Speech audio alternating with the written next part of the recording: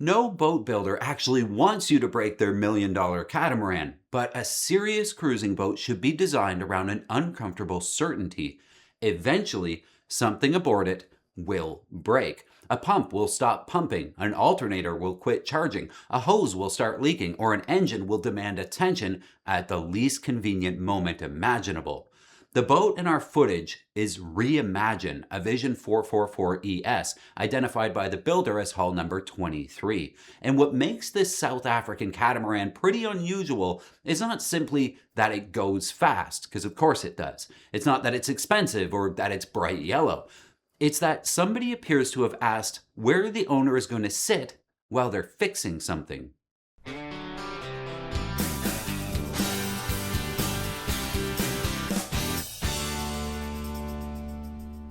Wait until you see the engine room and the workshop and all the other weird idiosyncrasies of this boat.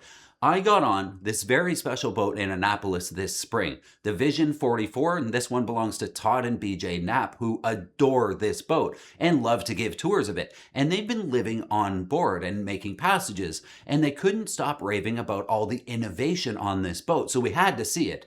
So that's the boat I'm going to show you while we discuss this model in general. The modern cruising catamaran market is overflowing with these enormous saloons and outdoor kitchens and sunbeds and refrigerators large enough to require their own postal code. And those features do matter. Owners live aboard these boats, often for years, and comfort is not a dirty word. But comfort at the boat show and comfort 500 miles offshore are not always the same thing. Offshore comfort also means being able to trace a wire run or close a seacock in a hurry or reach a fuel filter and service an engine without dismantling half your furniture. That is the angle from which the Vision 444ES becomes very interesting. Vision describes the boat as an owner-operated bluewater catamaran for cruising couples. It's built in South Africa, where a lot of these cats are built, by a relatively small builder producing about 10 boats per year. The company's founder, James Turner, came to boat building through sailing, charter operations, and delivery work, and the 444 reflects the priority of someone who spent time actually using boats rather than merely arranging the furniture inside.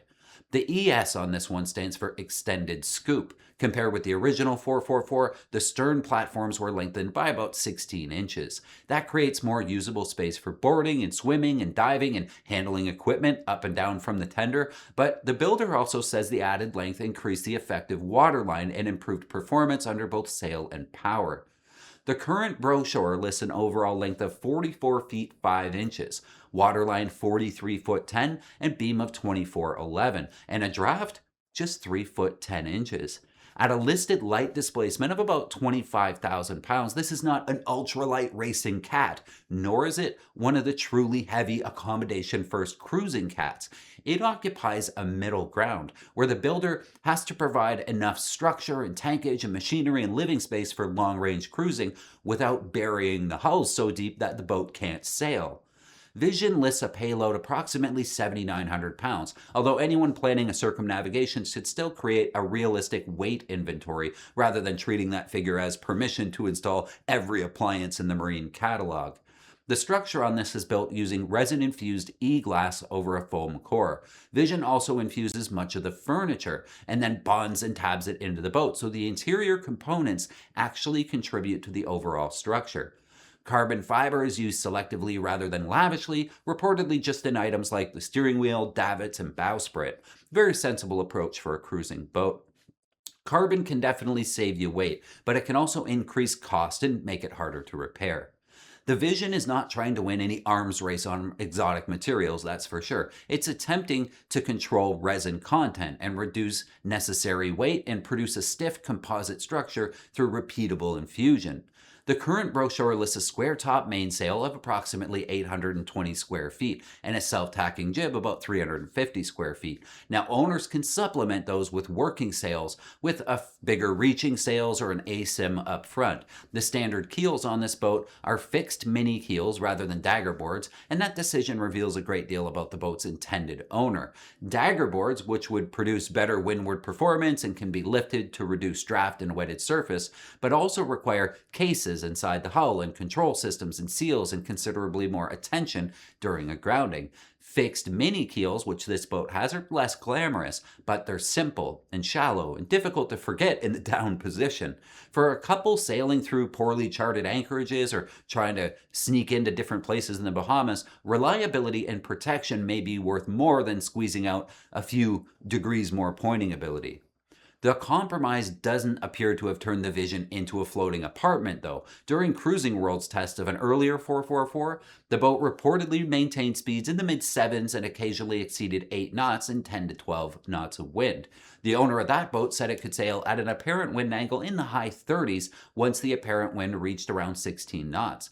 During a later test of the 444ES, the boat approached 10 knots under the ASIM and exceeded 9 knots upwind as the breeze increased to 20 and 25 knot range. These are magazine sea trial figures from particular boats in particular conditions, and not guaranteed polars, but they are enough to establish that the Vision was designed to sail rather than merely migrate between marinas. The raised helm on this boat is positioned to starboard beneath its own hardtop. Sail handling controls all run near the helm, and the jib's self-tacking, and there's electric winches that handle much of the heavier work. For 2 people, this can make tacking almost anticlimactic. Turn the wheel, allow the jib to cross the fore triangle, and let the autopilot provide an extra pair of invisible hands while hoisting, reefing, or furling. Electric winches don't eliminate work, they convert muscular effort into electrical demand and mechanical complexity. A crew still needs to plan for operating the boat after a switch or solenoid or motor or battery system fails. Concentrating controls at the helm is only an advantage when the lines remain clearly organized, the clutches are accessible, and a manual override can still be used.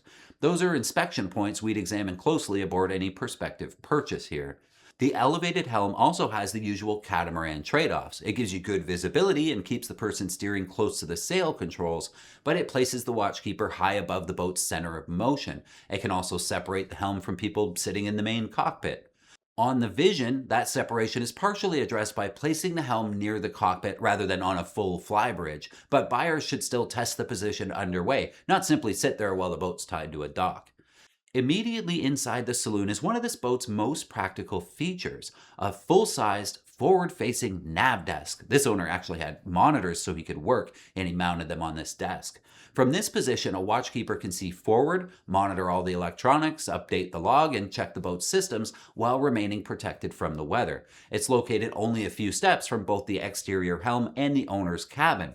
Cruising World's judges specifically identified this navigation station as one of the features that distinguished Vision from all the other production cats.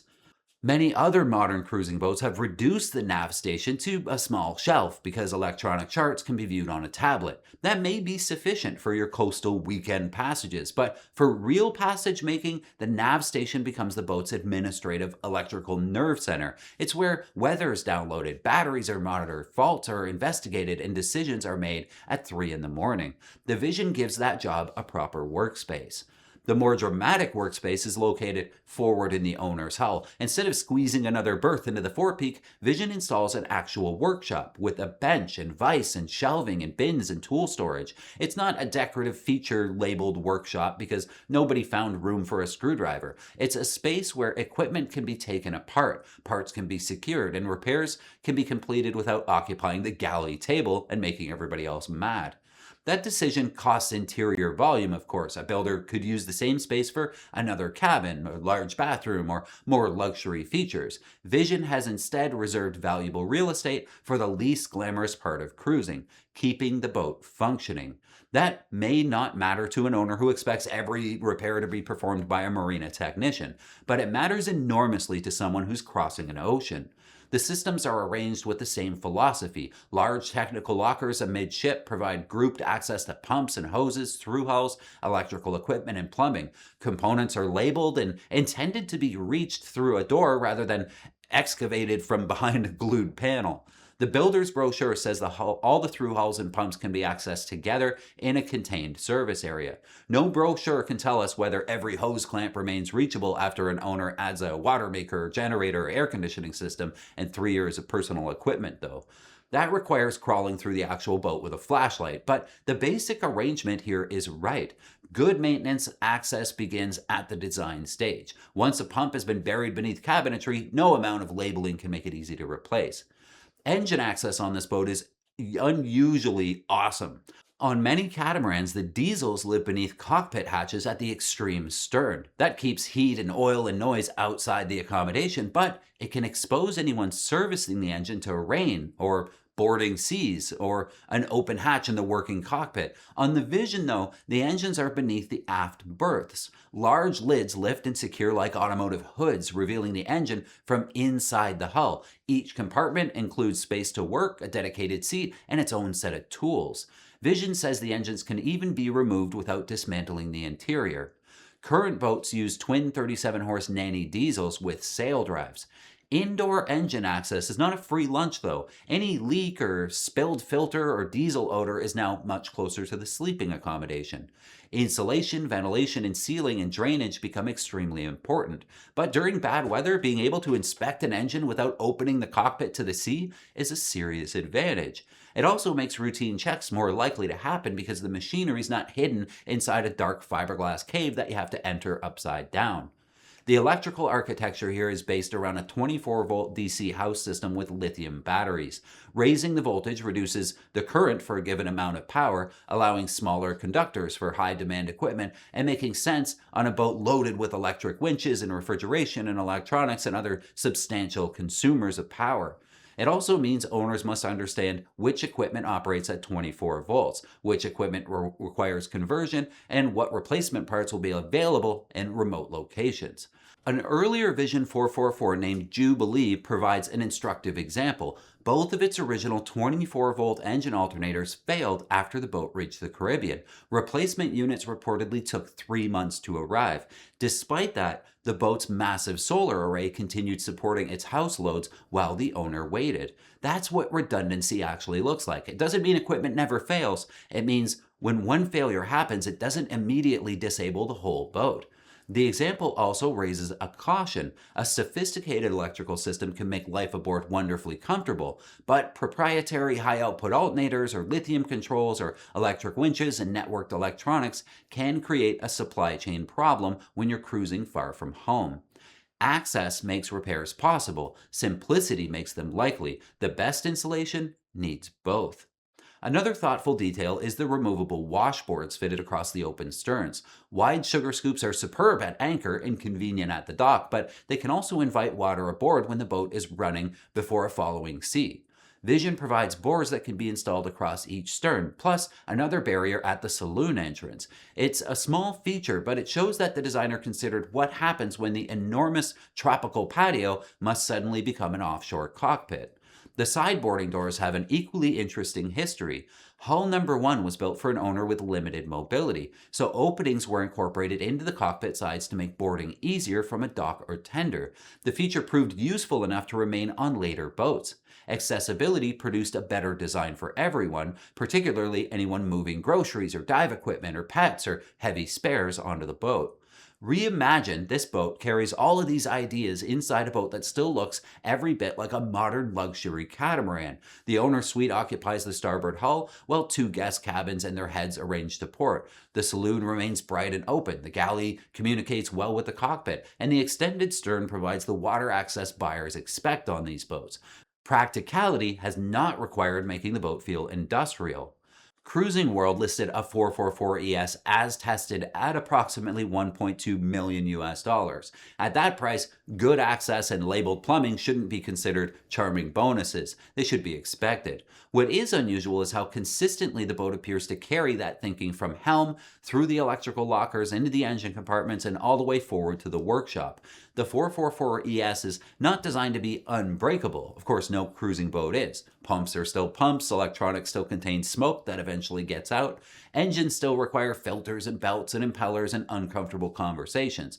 The vision's more credible achievement is that it acknowledges that reality because offshore, the most luxurious feature aboard might be a workbench, a labeled wire, or enough room to swing a wrench. And while we're talking about these big boats, let me throw a monohull at you just for balance. Have you seen this article on the Catalina 470 used boat review? Although it conforms to CE ratings for ocean sailing, this boat's better suited for coastal cruising and comfort and short offshore passages. It's got a great set of layout options for living aboard. This is a great read if you have some time today. I'll leave a link in the description for you. While you're here, please don't forget to give this video a thumbs up. It really helps us out, but also it lets YouTube know that you like sailing videos, so it'll show you more of them. How cool is that? And hit subscribe so I can see you again next time.